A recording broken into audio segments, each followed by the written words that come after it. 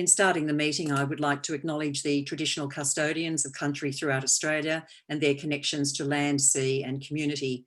We pay our respect to their elders past and present and extend that respect to all Aboriginal and Torres Strait Islander peoples today. I'd like to introduce the Independent Accountability Panel. I'm Claire Petrie, I was the former Energy and Water Ombudsman in New South Wales. Cassandra Goldie is the CEO of ACOS, and Andrew Richards is the CEO of Energy Users Association of Australia. The panel has received disclosures from 20 signatories to the Energy Charter, and we've discussed these with 19 CEOs. The purpose of this forum is to hear from you as consumers and consumer representatives, and to hear to what extent the CEO disclosures reflect your experience during 2020. We have people from the energy sector at this forum. They won't be speaking, but it's very valuable for them to hear from their stakeholders. So just to recap, before I turn it over to you, the Energy Charter was launched in 2019, so we are now in its second year. In signing up to the Charter, the signatories have committed to 5 principles. We will put customers at the centre of our business and the energy system. We will improve energy affordability for customers. We will provide energy safely, sustainably and reliably. We will improve the customer experience, and we will support customers facing vulnerable circumstances. And each of those 5 principles is to be fulfilled through 24 more detailed principles in action. Signatories represent energy sector businesses across Australia and across the supply chain, generation, transmission, distribution, retail, both gas and electricity, and government-owned, privately owned and hybrid membership, hybrid ownership, I mean. This year, we asked the signatories to really focus their disclosures to provide a realistic and transparent warts and all response. We didn't want to see a public relations document or hear about actions that signatories have to undertake in any case by law or regulation. We asked them to tell us how they went above and beyond the have-to requirements, including implementing the recommendations from the 2019 IAP report, how they measured any progress since their 2019 disclosure, and how the Better Together initiatives are working. Generally, the CEOs have acknowledged that there's still a way to go in their companies becoming truly customer-centric in their culture, approach and systems. But in the panel wanting to hear from you about warts and all, and maybe the not so good, it's important to acknowledge the good. 2020 has been an unprecedented year, with energy companies and their customers facing natural disasters, fire, flood, drought, hail, and then the COVID pandemic.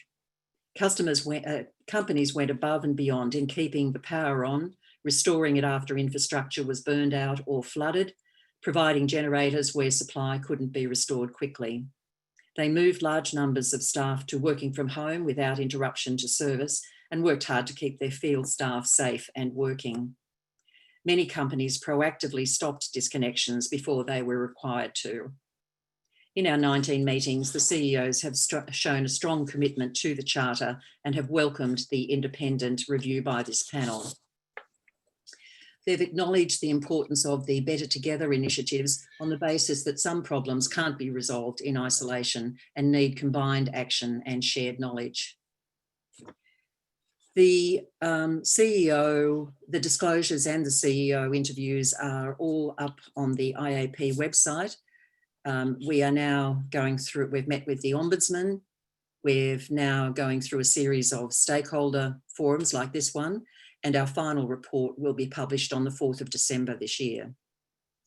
So before we turn the meeting over to you, it's worth us foreshadowing some of the themes that are emerging from the disclosures and our discussions with the CEOs.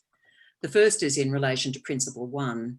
We will put customers at the centre of our business and the energy system. We're looking at how this principle is actually embedded in each company, from the board and executive level right through to the frontline staff. What customer metrics are in place to measure customer satisfaction and pain points? how far does cultural change go beyond just the words? We'll be interested in your experience here, particularly if you are a member of any customer consultative groups. In the current COVID environment and economic downturn, we're particularly concerned about principles 2 and 5 that deal with energy affordability and customers in vulnerable circumstances. Cassandra Goldie will talk briefly to this. Thanks, Cass. Thanks, Claire, and good morning, everybody. Just acknowledging I'm on Gadigal land in Sydney, and really great to have you join us this morning from Tassie. Really critical discussion, I know, for communities there, and the issues of affordability and also vulnerability are going to be acute, I think, in you know, some of the people and communities that you're supporting and of which you're a part. Look, in the discussions that we've had so far, I just wanted to flag up a couple of the areas we're particularly keen to get your observations, inputs on, and as frankly as you can. One is going back to that first principle about the customer voice, to what extent you do think that people most at risk are kind of embedded into the engagement processes and effectively being responded to in terms of voice. Secondly, of course, we've had a very dramatic year with the impacts of bushfires and COVID and what that's done right across the country, and to what extent you consider that the responses from the in terms of energy have been adequate and appropriate, or to what extent you think that there are really acute issues either now or around the corner, because of course of job seeker, job keeper changes happening, for example, and we'd be really keen to hear whether you think that there's an active plan in place and that you're part of it in terms of potentially needing to respond to affordability. And then those particular issues about energy efficiency and distributed energy, to what extent, with big transformations going on in some households about their ability to reduce the size of their energy bill, to what extent you are seeing the kind of action that you would want to ensure that people who are particularly vulnerable are benefiting from those outcomes. Thanks, Claire. Thank you. And I would like to welcome our youngest stakeholder member, Robert. I'm glad that you're training the next stakeholder generation very well there. Another major theme that has arisen this year is energy sustainability. And Andrew Richards will just talk about this in terms of the third Energy Charter principle. Thanks, Andrew. Yeah, thanks, Claire, and thanks everyone for giving up your Friday morning for us. We've been talking about this issue largely in the context of net zero emissions by 2050 and the transformation of the energy market to get to that point. And also 2050 will come up pretty quickly, and a lot of the investments we make today in energy infrastructure will live well beyond 2050. So they need to be able to survive that transition. So probably it's interesting, being Tasmanians, you'd understand that it's probably the lowest carbon state probably in the world. So maybe the conversation isn't so much around the threats of the transition, but maybe the opportunities of the transition for a market like, or an area like Tasmania. That's at the broader level, but I'd also be interested to understand what are you seeing on the ground as far as the assistance, a little bit what Cass was saying, assistance for residential and small and medium enterprise to help transition to become more carbon neutral, whether it be solar panels or batteries or whatever that may be, and some of the incentives or other things that may be in place to help facilitate that. So a lot of our other, in other states, they talk about, the need to close down coal and all those sorts of issues. So I'd be interested, a very different perspective from Tasmania, to see if there is something different going on down there. Thanks, Claire. Thanks, Andrew. And just lastly, the other issue that is emerging, well, it's an old issue. It's just the role of consumer advocacy itself, because we know that there's a very large industry and a very small pool of consumer advocates who are often constrained by resources, funding and all the rest of it. And so any comments that you have on just the sustainability of energy advocacy would be welcome as well. So basically now it's over to you. I can see you all, so if you just want to raise your hand when you would like to speak and just tell us who you are, and we can get going. So who would like to start? And thank you, Duncan.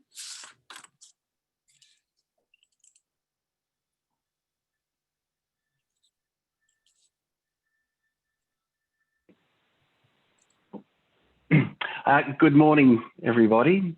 My name's Duncan Livingston. I run an energy management consultancy business in Tasmania.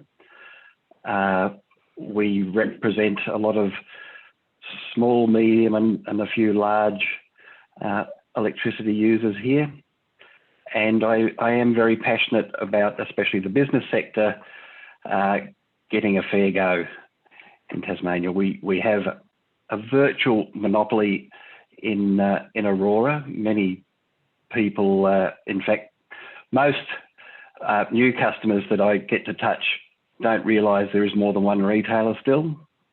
That's historic and a bit of a lack of perhaps promotion from the other retailers, but it's, I would say 80 to 90% of Tasmanians don't realise there's more than one retailer still. I guess I put myself in the advocacy role because there isn't a lot of knowledge out there. Forgive me, ACOS, but even the TASCOS people don't fully understand the industry, which makes it quite difficult. And it's the same with other organisations like the Farmers Federation and so on. There's just a lack of understanding, which probably blocks them from advocating more usefully. So I'm trying to fill that role where I can and when I've got time. One of the things addressing energy efficiency, that's my major passion. What I see for Tasmania is the ability to move to electrification of our transportation industry. We have been working with Tasrail here to make one of their train lines a battery electric rather than a diesel electric. That's a bit of a long-term project at the moment, but we've got irons in the fire, and our engineers been working on that on and off for several years.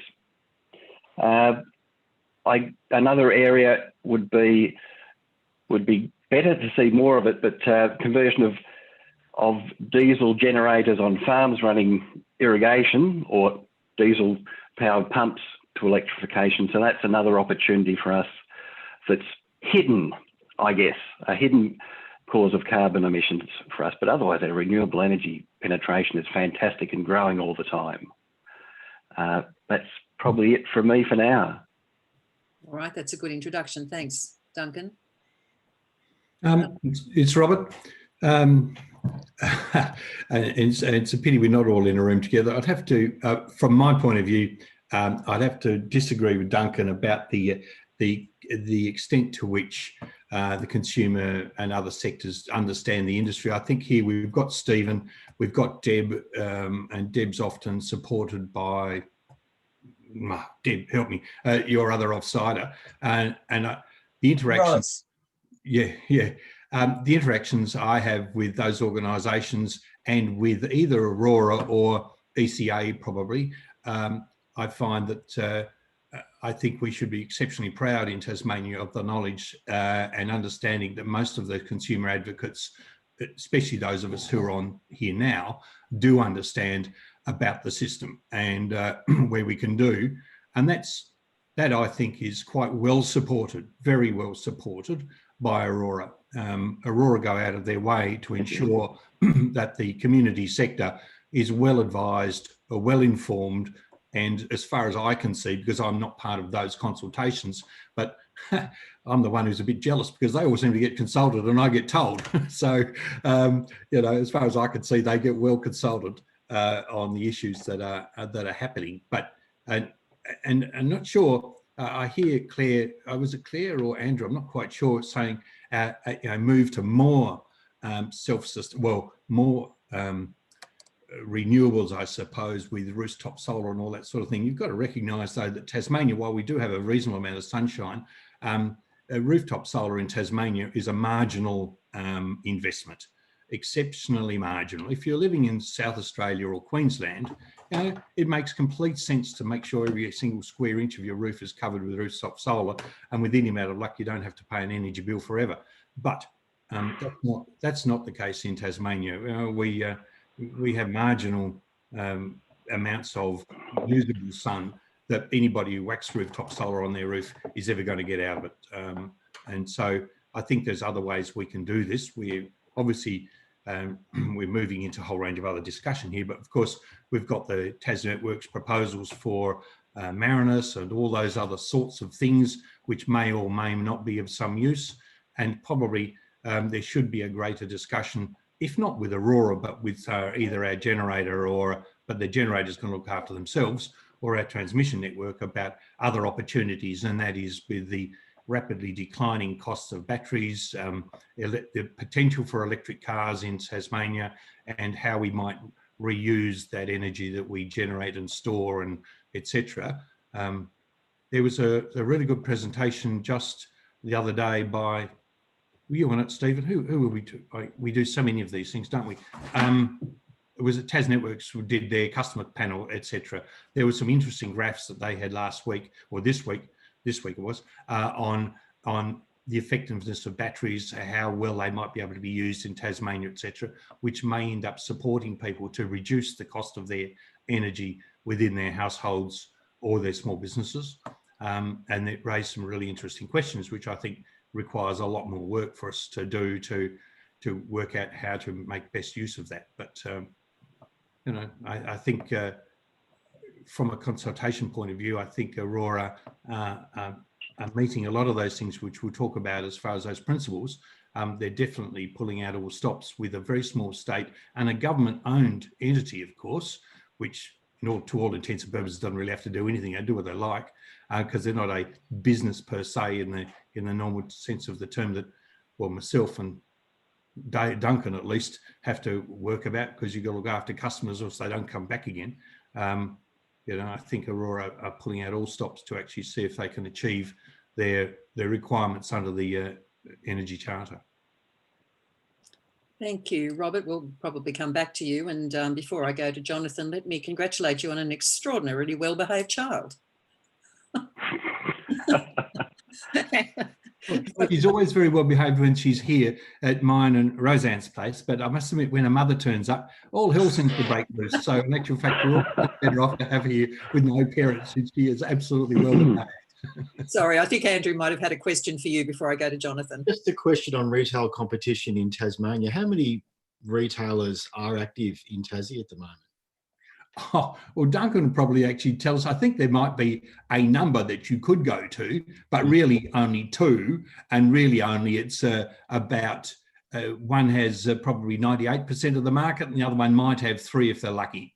And because of the other thing is that a report was recently done by our the economic regulator here to find that the standard contract price, the offering by Aurora, is the 3rd cheapest.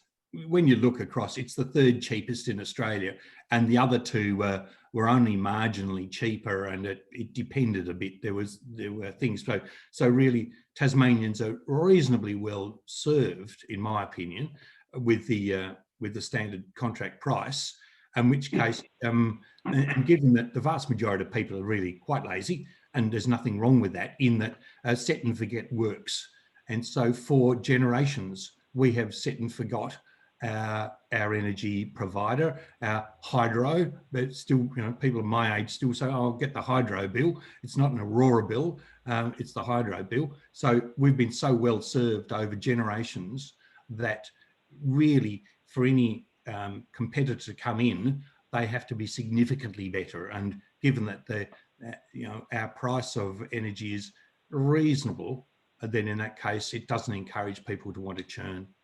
Because in other jurisdictions, we see a lot of complexity in tariffs and product offering by retailers to try and capture certain market segments. Do you see the same complexity in tariffs down there? Was it pretty, as you say, Rob, set and forget, pretty simple? We know we're getting a pretty good deal, so why bother? It's becoming more difficult because, and from a personal situation in my house just outside here, 6 weeks ago, what's the new word? It's not smart. Advanced meter was put in. Now, our issue will be, and so at the moment we don't have to do anything about it. We're still on the same tariff and everything else that we were on. And my wife and I, we're just quite happy to leave it as it is because we can afford to pay the bill. And so are we going to muck around with trying to find new tariffs to save $20 or $50 a year? It'll cost me more in time and mucking around and stress to do that. So we'll leave it. However, the process is, which is a weird process and poorly articulated by Aurora, I might add, and I've had this discussion with Aurora, but when it all happened, the amount of information that was provided to provide me with, here are some options for you. You could do this, you could do that. But in fact, in 12 months' time, we'll come back and we'll give you a couple of months and we'll provide you with some data to indicate that in actual fact, if you'd have been on this tariff, you would have saved this amount of money and blah, blah, blah, or whatever. And so the information that arrived was scant and that was generous. So there is room to do that. So I think as more houses, more businesses and residential people transition to the more intelligent meters, then in that case, there will be a greater level of confusion for a short period of time whilst people understand that there are a range of tariffs they could go on that most people don't have a clue about at this moment. And I'm happy, Corinna, I'm happy to be shouted down if you're suggesting I'm misrepresenting you, but that's a personal experience and I'm sort of involved in the system. Here I am on this, and yet to me, the information was good enough. Before I go to Jonathan, Duncan, did you want to talk about this particular point? Otherwise, I'll come back to you. I might just make a few additions. So I would largely agree with Rob. There, at a domestic level, Aurora is doing a fantastic job.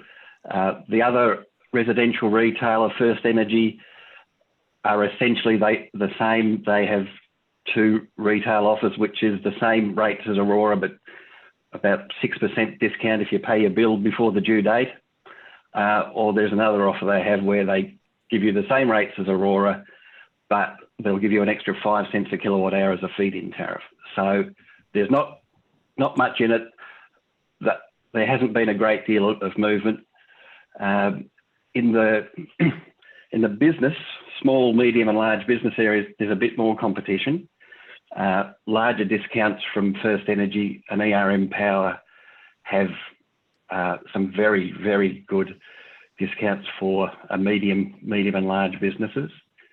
So up to about 30% discount off the retail rate, which has seen quite a few multiple NIMI sites like farms moving over. But yeah, look, in reality, the best a small business is going to do is 20, 30% discount. So a lot of them don't bother. And they're really not too much aware of the tariffs. A lot of Tasmanians are still on the basic tariff. Aurora, as they're moving to advanced meters, are moving people across to more effective tariffs. They're doing a good job with that. One of the things that I guess business especially have been feeding back to me is they're disappointed that Aurora have got rid of their online portal. So there's no longer any way of self-servicing, which is something they're moving to in their digital strategy for retail customers with advanced meters. Will be an app, but at the moment they've been servicing the business and residential area a bit worse because of that. I think that answers what I wanted for you, Andrew. Thank you, Duncan. And now I'll go to Jonathan, who's been Yeah, waiting. just briefly, I'm not going to completely disappear, but I think this person will be asleep in about a minute and a half. So don't put it to bed. I will be back. Thanks, Robert. Thank you, Jonathan. Thanks. Yeah, morning everyone. So I'm a new acting CEO with Neighbourhood Houses Tasmania, and as such, still getting my head around a whole bunch of new things, and this is one of them. Sorry, Jonathan, can you just tell us about your group? Yes, sorry. So Neighbourhood Houses Tasmania, we're the peak body for 35 neighbourhood houses, community centres around Tasmania. So we're about community development and community work as opposed to housing, not housing. Yeah, so my knowledge of the sector is fairly limited. I also feel there's probably a bit of a declaration of conflict of interest I should make, that we get a bit of funding from Aurora in terms of sponsorship towards our conference and things. But look, overall, we have a great relationship with Aurora, and I'm not aware of particular complaints or issues coming from within our network. But our network does play a role in connecting with the community and passing on key messages and things that Aurora wants to share. So part of the sponsorship arrangement has been that they come to the conference and connect with the managers of local houses. That didn't happen this year because our conference went online, but we're looking at new ways that they can do that and connect with our managers at a regional level through some of our networking meetings. Yeah, my sense is that the engagement with our portion of the community is pretty positive. I did meet with them last week to just get an overview of the services and products they're offering and how they're supporting particularly the vulnerable Tasmanians that we're maybe connecting with. And whilst I knew a little bit about that, I was pretty amazed really at how much they are trying to do in that space. So from the community sector perspective that I'm involved with, Deb might have other views, but it seems to be pretty good, the engagements there and the products to try and help people connect with the best prices that they can access and the best ways of changing their use of technology and appliances and things like that is there. I would just like to say, in terms of renewable energy, Aurora's generously supported us to get solar panels on our head office. And because we're an office and work during daylight hours, I believe, and I haven't looked at the bills, but I believe our power bill has pretty much gone. And so that for the neighbourhood house sector, that's something we'd like to, see grow out to the other houses as well, because most of our activities are daylight hours. We can gain the benefits through that. So yes, in the bigger picture and for regular households, seeing battery storage would be probably the way if we are to benefit, because I know quite a lot of people do have solar panels, but to be able to add that battery storage, that would be a good strategy for us to be able to look at down the track. Yeah, Jonathan, great to congratulations on the role. I missed when you started in the role. Actually, is that this year? 3 weeks ago. Oh, okay. Goodness me. Well, look, yes. Congratulations. And for those that are not as familiar with this network, it's a really important frontline sort of ear into what's going on in the community, isn't it? The network of neighbourhood houses around Tasmania, very important.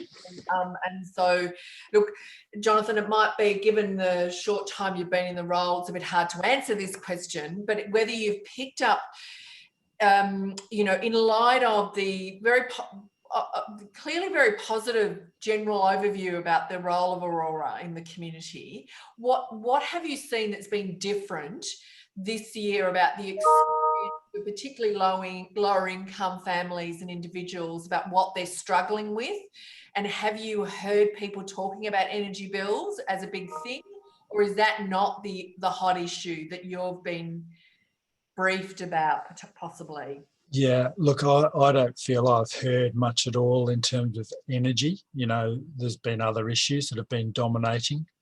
But just being aware of some of the activities that Aurora have been doing, I think that the move towards new apps that are, I think they're in place now, and they're sort of just starting the promotion of those new tools and ways to, you know, look at energy use within the home. That's just starting to happen now, and I think that's a really positive thing. And certainly, I think, you know, our role is to help get that message out there, and I think that'll be well received by people. The challenge, of course, is that digital literacy and access to digital platforms is limited, and there are definitely gaps in the sector and in the community. So that's a challenge. And that's from memory, that was one of the hot issues that was being raised out of Tasmania, you know, previously, of course, this issue of there's the offerings, what's available, and then there's actually the ability for different people to access them for a range of reasons. And I think we might come to Deb next about that stuff. So that's but also to what extent the changes in the income levels, and, you know, has also made a bit of a difference in the short term, you know, job seekers. That's my sense, is that many of the houses have seen different groups of people coming to the houses or looking for support from houses. The people that have traditionally struggled more have found things easier, as we've been hearing, you know, with increased supplements and things like that. But there has been a new client group coming as well.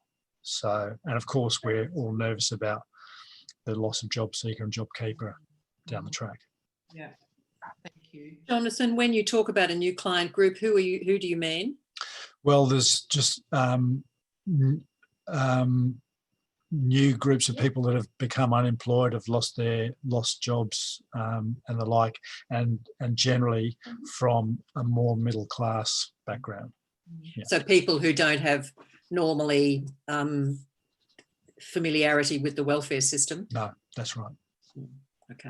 And often much higher fixed costs, you know, mortgages and Okay. Deb or Stephen, would you? Yes, all right. Deb Lewis from COTA, I think. Yes, that's right. Thanks very much, everyone, and good morning. I'd just like to say that Ros Herbert has been our primary energy advocate for some time now, and acknowledge her work with Aurora and with Tas Networks. But we have, like others who've spoken this morning, a very good relationship with Aurora, which is positive in a lot of senses of the words, in that we say, bring to their attention concerns that we have, and they are certainly considered very carefully, and we really appreciate that. And on the other hand, we also do receive support from Aurora, and that is in the area of supporting a digital literacy program that we have. As many would know, a lot of older Tasmanians are very capable online, but there is also a very significant number of older Tasmanians who score very lowly on the digital inclusion index, and they're one of the least included groups in our community and nationally as well. So the ability to participate in a lot of these online programs is difficult for them, and we need to always consider those groups. We have raised some issues with Aurora that would be very familiar to the Aurora Energy people here today. One of those is around the removal of Aurora Online. Could I just ask if someone to go on mute? There's someone talking in the background. I'll have a look around. Thank you. Sorry, Deb, go on. Thank you. Thanks, Jonathan. as Duncan, I think, said, Aurora Online, excuse me, I'm losing my voice, did cease operation fairly abruptly earlier this year, and we were concerned about the ability for people to access that information and the alternative arrangements that are not, in our opinion, as useful as they were previously with Aurora Online. There is a big move to the Aurora Plus app, and we have raised our concerns with Aurora on that about the cost of the app. Many other energy providers do provide those sort of facilities free, but there is a cost that amounts to about $40 a year. Now that is waived for vulnerable customers and concession holders, and we recognise that, but we would like to see that available to all customers as a free option, because we do want to see more people taking advantage of those sorts of tools to manage their energy. But I'd also like to just go back to the point that Robert made, that, you know, we are set and forget in terms of our energy, and particularly older Tasmanians, I think, have been used to just paying the bill. I know that Aurora are working very hard to engage with customers, but I think there is still a way to go to actually get that engagement. It is a difficult task in Tasmania because of that, the fact that people are used to dealing with one provider. So the competition still hasn't really kicked in for a lot of people, I don't think. And what then do we need to do as a community to move people more into that energy saving sort of? You're on mute, Deb. You're on mute. Sorry, I must have just bumped the button there. I'll move it out of the way. So I hope you didn't lose too much of that. What I was trying to say is that given that we're not used to being having to compare bills and look for competitors in the energy space, so much as other states are, there is quite a bit of effort that needs to be put in to make people move and encourage people to move to that energy saving sort of position. And a high degree of trust too, isn't it, Deb? You know, we trust.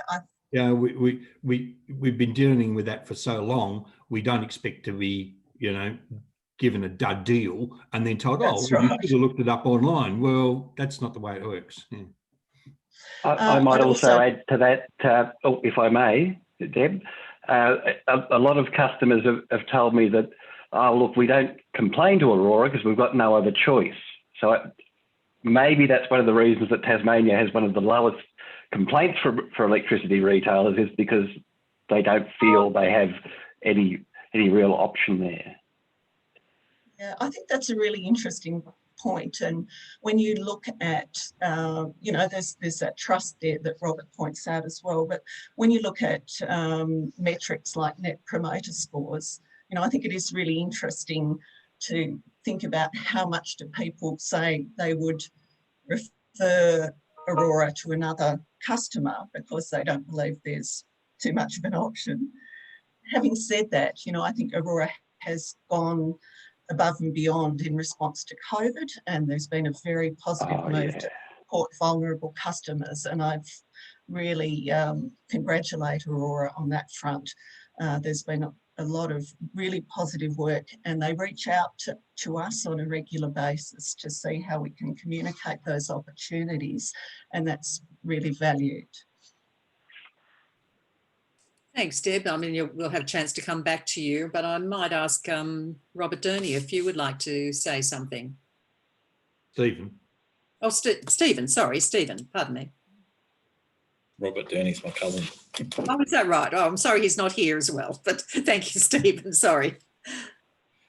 I probably don't have anything different to say to what everyone else has already, Duncan and Jonathan, Robert and Deb. I probably agree with everything they've already said. Probably the only comment I would add is I wanted to touch on the COVID response. and agree that Aurora's actions have been pretty good in terms of quickly introducing a moratorium on disconnections and setting up a fund to assist customers and flexibility around payments and all of those kind of things. We also saw a reduction in electricity prices here from 1st of July. There was a freeze on prices put in at the start of COVID, and then they were able to deliver a price reduction from the 1st of July. So all of that's really helpful. Probably what's on top of my mind at the moment is this issue of bill shock that we're starting to hear about here. So during COVID, customers had estimated reads, and from having to stay at home more, they've had higher electricity usage. So now when they're starting to get their bills, they're getting higher than expected bills. And Aurora's got this fund which is there to support customers that experience this bill shock. But what that says to me is a couple of things about bill shock is that people don't understand whether they're getting an estimated read or an actual read. And then they don't understand what their actual usage is if they're getting a big bill because they don't have that visibility of their usage. And then we see these reports in the media about these customers with these big bills that they weren't expecting and don't know what to do about it without having gone to Aurora to seek some assistance in the first instance. And this probably touches on what Duncan was just saying about they don't talk to Aurora because they don't think there's any point. So there's a few issues there in terms of better communication and engagement with customers. And I know Aurora is doing some work now on customer segmentation and whether that might in the future lead to some better engagement with customers about how to deal with their energy provider. But it also just comes back to what Rob was saying as well. And Deb, we've just got this set and forget. We've always been with Aurora, so we'll just stick with them. And we don't really want to be engaged in the energy market. We just want to get the cheapest bill we can and just pay it how we can. So, yeah, there's probably just those things all coming together probably suggest that there is some more work that can be done around engaging with customers and helping them with their energy usage and their energy costs, and also the mechanisms that are in place to help customers that might be struggling with some of those things that result in big bills. Stephen, if I can, great to see you. And yeah, and I look forward to at some point, you know, coming back to Tassie. I just was interested in sort of with a sort of comment about the sort of set and forget bit. You know, and the basic premise that people want to pay the least they need to on their energy bills. And of course, there's a particular political dynamic, yeah, which kind of what I'm hearing a bit is works really, you know, that we've got a relatively cheap tariff going on in Tassie, but the issues that are a problem in terms of the set and forget, can you speak a bit more to that? Is it about the engagement with the take up of technologies to reduce energy bills even further, the patterns of usage, which are about further reducing the consumption, and the imperatives on that, is that about, of course, the size of the bill, but also about emissions reduction? You know, what would be the next transformation that you are wanting to work on with Aurora and customers, given that some of the issues are not as acute as I hear it as in other much more market-oriented jurisdictions? I'd suggest that emissions reduction, if it has any from a electricity point of view, if it has any role at this moment, the role will be zero by 2021. And that's because we will be completely self-sufficient in renewable energy in Tasmania by the middle end of next year, in which case emissions are just, they do not enter anybody's radar whatsoever. It's got nothing to do with us.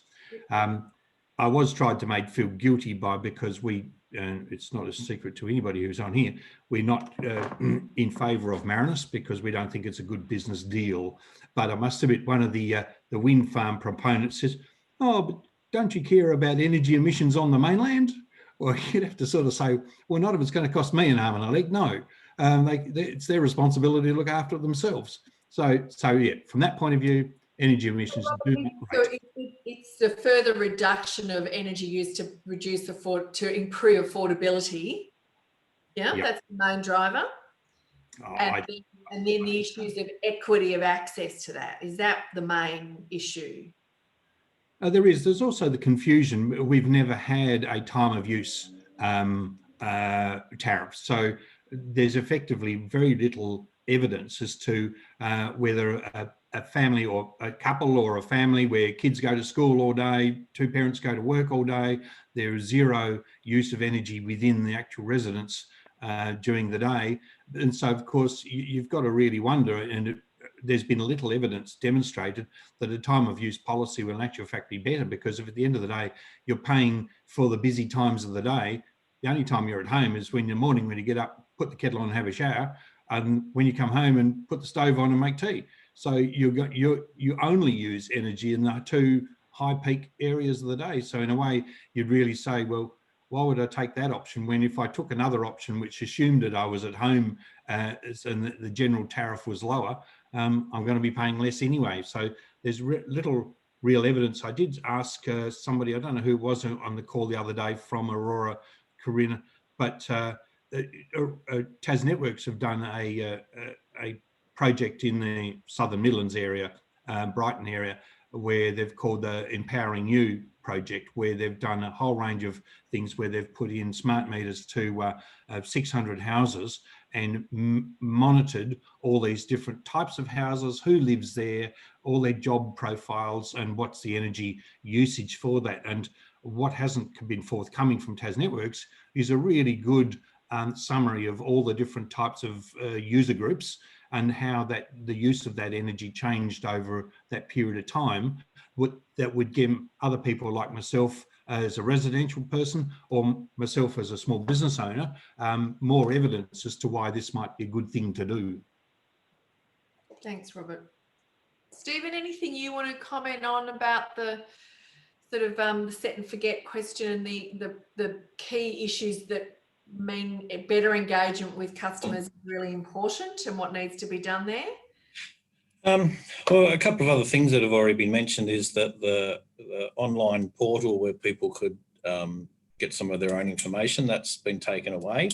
There's a disincentive to use the app because that's going to cost you $40 a year. So, you know, any savings you might gain by monitoring your energy, you're going to be paying for the privilege of getting that information. So, yeah.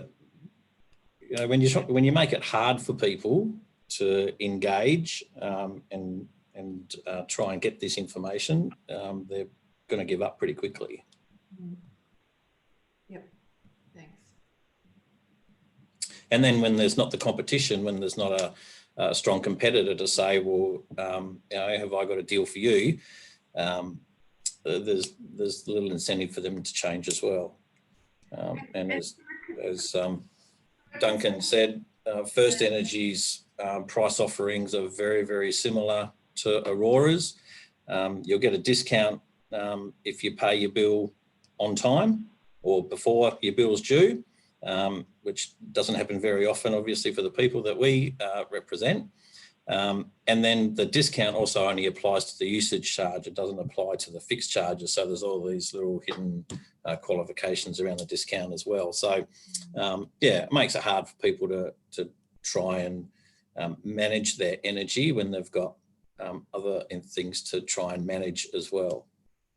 I can't believe that the Aurora continue to bang on with their charge effectively for this app.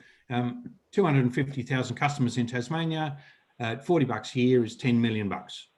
Now, $10 million in anybody's pocket's a fair little piece of pocket money to be mucking around with, but you would have thought that for the grief that I would have thought Aurora gets from every advocate and subsequently in plenty of lounge rooms with customers, why they wouldn't have scrapped it. And I'm sure in the meantime, they've made nearly enough money out of it already to have paid for the development of the app. And they don't cost 10 million bucks to develop. Every Tom, Dick and Harry person down the street can develop an app. So, it is about making money. It's not about necessarily providing fantastic service for customers. And I just can't believe that Aurora have for so long now heard all these messages from Steve and from Deb, from all of us, and yet they persevere with it. There's a few general, if you're on hardship, you get don't pay for it. If you think you might change to another, if you've got a new meter, you can get it for 2 months or 1 month free just to test it out. But at the end of the day, you've still got to pay. Odd thinking, I would have thought. Thanks. Thank you. Could I ask then, all of you, if consumers in Tasmania were asked to name their major concerns in terms of affordability, what would they say? What would be the top couple of issues that they would raise? Stephen, do you have a sense of that? Probably housing and then electricity. So that's what I was wondering. I always think that housing would be top of mind, but electricity would still be up there. Yeah, I think electricity is the second biggest expense households have after housing. I think for us, our sector would probably concur, but I'm not sure that its cost registers primarily. I think there's issues like transport are also really high in our regional communities. The digital literacy again is another issue. So I think there's possibly some of those other social issues that register more highly for some of our people, and that might be also to do with that idea that we don't have any choice in terms of providers around energy. It's a bit of a foregone conclusion for some people, perhaps. Yeah. Jonathan, if I might sort of add to this, I think it's not only digital literacy. There is a reasonably large number of energy consumers out there who don't actually understand there is a real connection between the amount of electricity they consume in the bill. It's the bill shock is the dollars, and not necessarily understanding that leaving the heater on all night might be that result. And that's what I see more when I get a farm or a wife saying, look, our electricity bill's gone up even though we've changed our retailer. I'll go back and show them that, look, that's because you've used 50% more electricity this winter. And a lot of people just don't quite grasp that immediately. Yeah, which I think is as much as anything about literacy, not just not even transferring the idea that I've used the energy, but just reading the bill. Yeah. Yep. Deb? And I think for a large number of older consumers, they just see the opportunity to cut their bill as being using less. So we hear stories of, that we would all be familiar with, people going to bed early, not using the heater, not using certain rooms in the house because they don't want to heat them over the winter. So the default thinking is, I'll just stop using it. I won't look for a different plan or, those sort of issues among the older consumers that we talk to. Yeah. Because we haven't had plans. So that's where we were talking earlier on. We've now got some different opportunities but nobody really knows enough about it. Thank you. Alex Bishop, did you want to say anything? Hi, Sorry, I'm Alex. Hi, I'm Alex Bishop from Energy Consumers Australia. I didn't want to say too much. It's been really interesting to hear this discussion. I must admit, I am relatively new to the industry sector and I didn't actually have a lot of knowledge about Tasmania. So this discussion has been really interesting for me. Look, so your comments have been, I've made a lot of notes because they've been truly interesting. Look, for me, from the ECA's perspective, and the energy charter process, we think that this year we're only really talking about Aurora, but the others as well. The year 2 declarations and the content of them builds nicely on DU 1. And there have been, some real struggles this year, natural disasters and global pandemic, unforeseen disasters that, a lot of these companies have come through really well. They've behaved and they've dealt well with customers, and Aurora has really come out early, as was said, with a real commitment to customers. So the initiatives that have come out around, hardship, it will be really interesting to see what happens in year 3. And how year 3 builds on year 2 to see if these initiatives and programs are embedded into BAU and how they actually build them into the business going forward. So, apart from that, that's really my only comment. It's been a really good discussion. Thanks, Alex.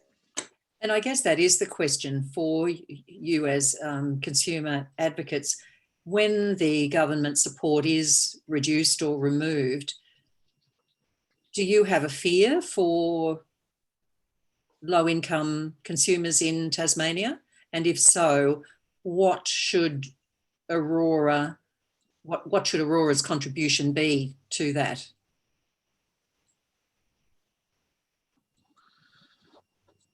Advocating for an increase to the basic allowances as well. Joining the cause, I would say. I'm going to use that comment to bow out, though. I've got to head off to another meeting. That's fine. Thanks, Jonathan. Thanks very much. Thanks, Jonathan. Thanks.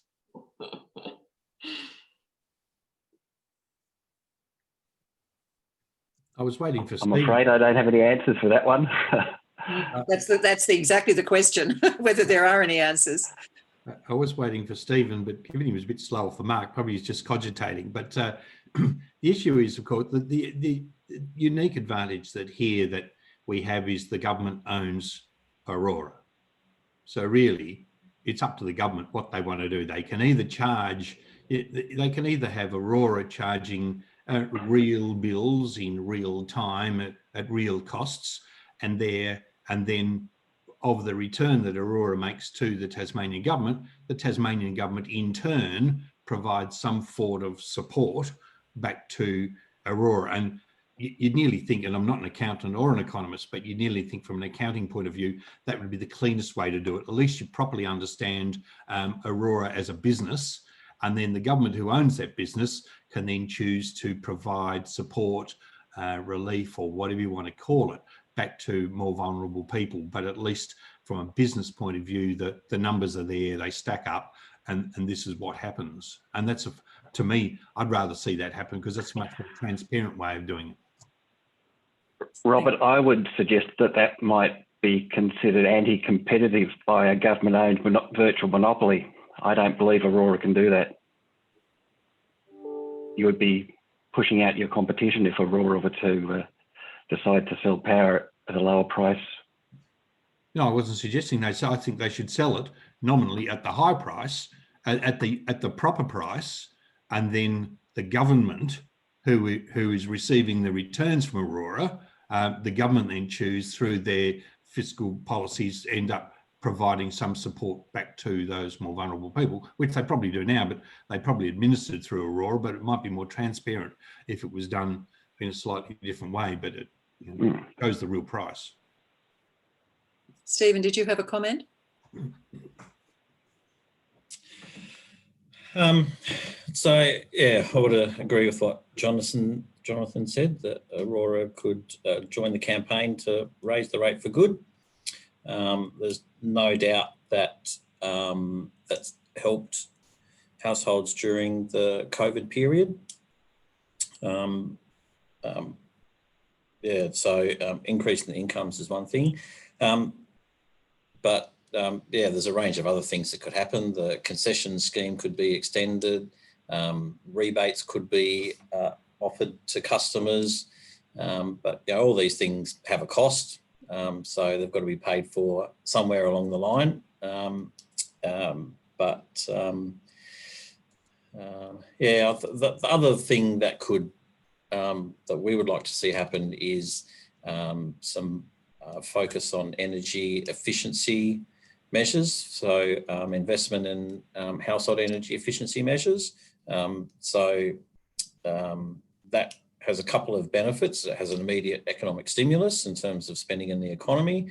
Also provides immediate benefits to households in terms of reducing their energy consumption and therefore their bills. So those things could be helpful as well. These aren't necessarily issues for Aurora to deal with specifically, but just making sure that from Aurora's perspective, making sure that there are supports for customers that are experiencing hardship.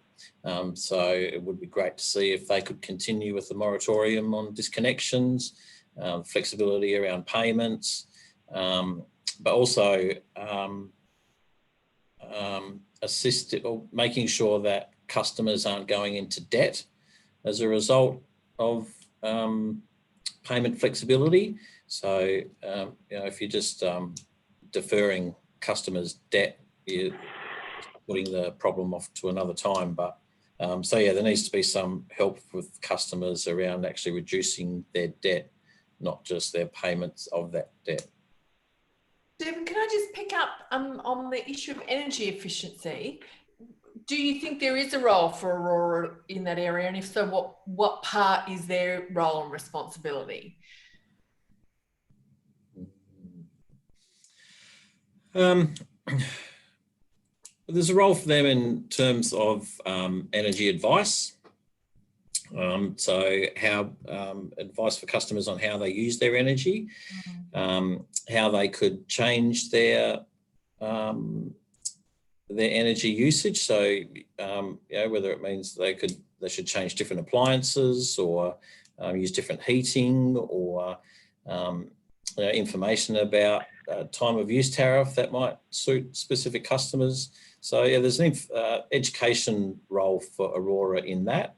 And as a connector to access for those kinds of, because of course, you know, some of this is low cost, but some of it's not quite so low cost, and also for renters, you know, their ability to actually take up the technologies is an issue. So just interested to what extent you see Aurora being proactive in facilitating that kind of program. Can I add something at this point then? I've been encouraging Aurora to, and they have run programs like NILS, so no interest loan schemes for the disadvantaged, and also a similar scheme a little while ago for other Tasmanians. I believe one of the best opportunities is on-bill financing. If Aurora could do on-bill financing for energy efficiency things, because it means that those larger investments, things like putting a heat pump reverse cycle air conditioner in, or a heat pump hot water heater, which probably about half of our heating load is coming in that way from a residential point of view. If those sort of things could be encouraged to pay off on the bill, so that there is not a cost and you pay it over the expected payback of that item. Thanks, Duncan. There is that, and it'd be interesting. I'm not sure. Was 36% of Aurora's customers and are on some form of a government pension or something like that. One of the issues that I often hear Stephen and not so much Deb, but talking about is the fact that so many of the people who are in public housing have really inefficient public housing, and therefore that's contributing to exceptionally high electricity bills, which then makes it unaffordable. Now, the other bit that just beats me is why doesn't the Tasmanian government, or maybe Aurora should be telling the Tas government of these people and of these unsustainable bills or the bill issues. X amount of these people live in public housing, and the result is that because of inefficient public housing, A, heating appliances, and B, things like insulation and other things like that, that's contributing to these really high power bills, and therefore the stress on both Aurora to try and manage that and the people who live in that. So you'd nearly think that Aurora would be working with the Tasmanian government and their housing department to identify houses with unusually high bills, which could well trigger an investigation into the fact that there is particularly bad heating provided and or insulation, and something be done. And that does a multitude of things. It gives a long-term benefit to the quality of the housing. It gives a benefit to the person in the house because their bills aren't so big. And surely it must give a benefit to Aurora because they don't have so much grief to deal with somebody who either can't or won't pay their bill. But I don't know, it seems too sensible to me, but maybe, I don't know. It's extremely, good insights into the particular analytical capacity of an energy provider, particularly Aurora, which is almost, community-wide, of actually understanding the data that they have access to. It's a very unique insight into households, isn't it? Yep. And to what extent do you see Aurora doing that kind of data analytics and working on what would be considered systemic changes to help people most at risk with their affordability of bills? I think that's an answer to a question for Stephen and Deb, because I don't actually get to see inside those things, or Karina. I'm not sure that I could comment on, the question. Certainly, it's really important for older consumers who often have, their variable cost on the bill is often much smaller than the standing charges. And, the other issue is people in embedded networks who don't always get to benefit from, cost reductions and things in their own property because it's sort of divvied out according to the number of rentals or the number of rooms or whatever. So that's an area that we'd like to see some change in. I'm sorry, but I've lost a bit of a thread of the first question there, Cassandra. That's all right, Deb. Just picking up, as Robert was talking about, the capacity for Aurora to actively work with the Tasmanian government over a plan to roll out energy efficiency into public housing properties, for example. If you're seeing really large bills coming from particular parts of the community and they're, actively dealing with it rather than seeing it only as individual behaviour management, for example, because there's only so much you can do by behaviours when you all the heat's going out the doors, and through the windows. Certainly we hear a lot about that and people having problems in some of the Housing Tasmania stock particularly. I think the tendency on the part of the consumer is just to cut their use more and do other things. So it doesn't necessarily appear as high bills because they're just managing what they can. And we see that sort of behaviour is much more prevalent among older people who are used to just managing what they can. And we'll see people with bills with very small usage and the standing charges being the most significant part of that because they're going to bed early, they're doing all those things and just closing off rooms. So the default on the part of the consumer is just to manage what they can. Thanks, Deb. Thank you, Claire. Thanks, Cass. Now, Are there any other comments? That's been an extremely useful discussion, I have to say, and we're really grateful for your contribution today. If there are no other comments, I might call this to a close, but just to say, we are also receiving written submissions, and if you wanted to put some thoughts on paper, we're not looking for war and peace, I can assure you. And if it was just an email with some dot points or a case study or a story, that would be very useful for our report, or any thoughts after this meeting. Just put them down. The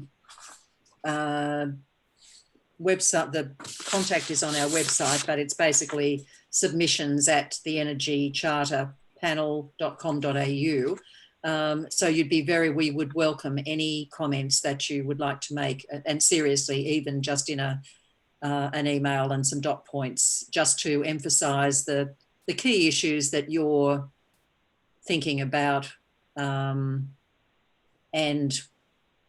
what you think. I mean, you've raised some issues today, particularly about Aurora. And so if you want to reinforce that, you're very welcome, and we would welcome any submissions. So anything else from you, Cass, that you wanted to say or ask about?